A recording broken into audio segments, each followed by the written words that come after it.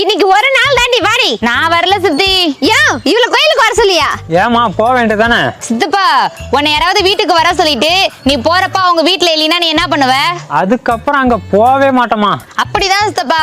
சித்தி தியேட்டருக்கு கூட்டிட்டு போச்சு, சினிமா பார்த்தேன். பீச்சுக்கு கூட்டிட்டு போச்சு, கடலை பார்த்தேன். மாட்டு சந்தைக்கு கூட்டிட்டு போச்சு, மாட்டை பார்த்தேன்.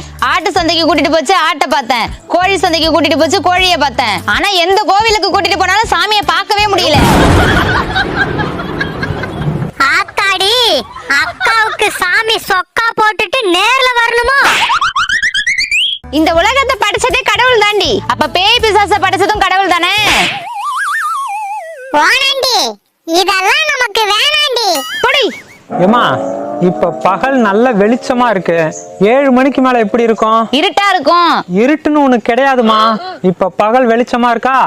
7 மணிக்கு மேல இந்த வெளிச்சம் கம்மியா இருக்கும், அவ்வளவுதான். இருட்டு இருக்குன்னு நினைச்சாலும் இருட்டு இல்லைன்னு நினைச்சாலும் அவங்க நம்பிக்கையை பொறுத்தது. புரியுதா? புரியலன்னா திரும்ப கேளு. வேணாம் சித்தப்பா, எனக்கு நல்லா புரியுது. நான் சித்தியோட கோயிலுக்கு போறேன். தப்பிச்சிட்டான்.